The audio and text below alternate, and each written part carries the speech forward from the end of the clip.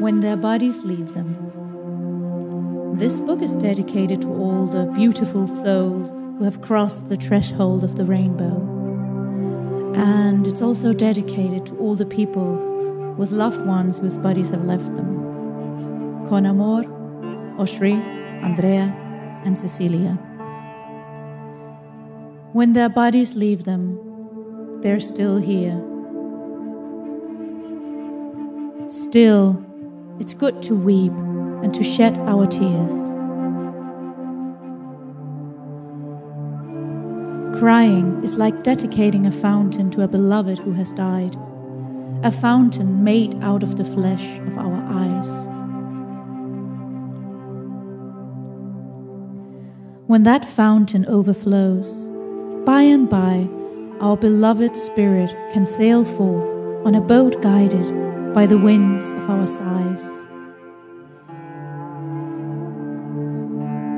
A river of our tears carries them lovingly on. As the tears dry, their boat glides into a mysterious unseen space, and they are not gone. Our heart is bound to their spirit with an unbreakable rope. In our quiet or in our cries, we may feel a tug from the beloved, a tug that tells us to hope, to love, and to live. A tug that soothes us even as we mope.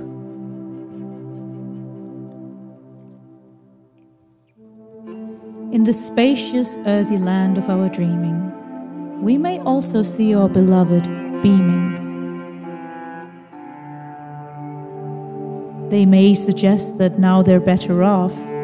After all, now they've managed to get rid of that cough.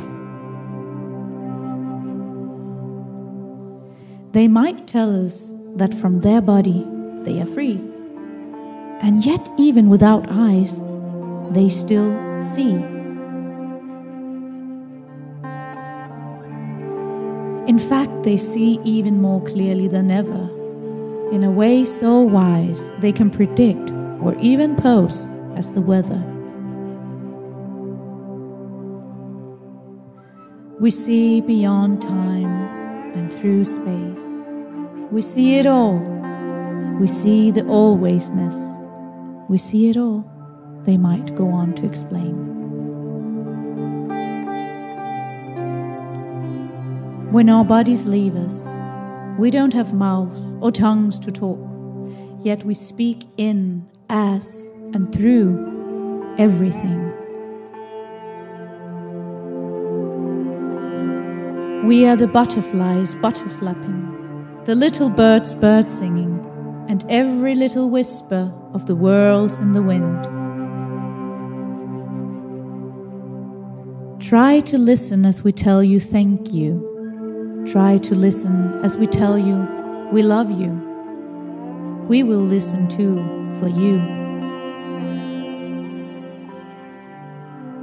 When our bodies leave us, we don't have any ears. And by now, you may have guessed, we hear quite well. In the world we're in, your quietest prayers we hear as if you're singing out through a loudspeaker, dear. We're helping you blossom. You need not fear. When our bodies leave us, we don't have arms to hug you. Yet, we do it all the time. The subtle sense of a steady hand of care on your shoulder, or of a tear brushed gently from your cheek. That no-reason joy, that universal tickle you feel, is our hug, and we do it with every particle of love in this universe.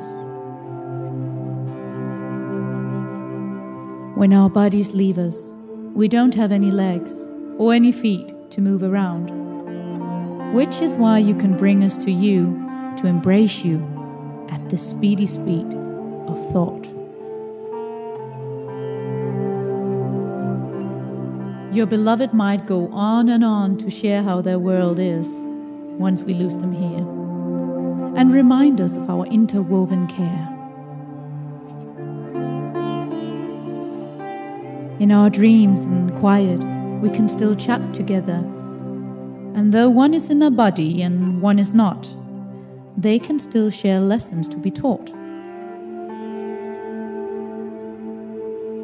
During times of torment and tornadoes, in the worst of life's weather, we might call on their aid so they can send us a tether.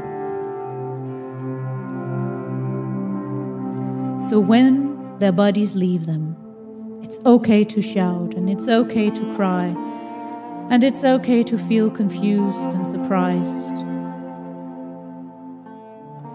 It's okay to miss them, and it's possible to kiss them. And it's loving for peace of spirit to wish for them. It's okay to hold them and even to scold them. After all, it's okay to feel sad or mad. We can no longer behold them. Not in exactly the same way, at least. In our earthly bodies, we live on, and they continue within and around us to help comfort, restore, and ground us. How should this book finish when a person does not? We can try to figure it out, but perhaps we cannot.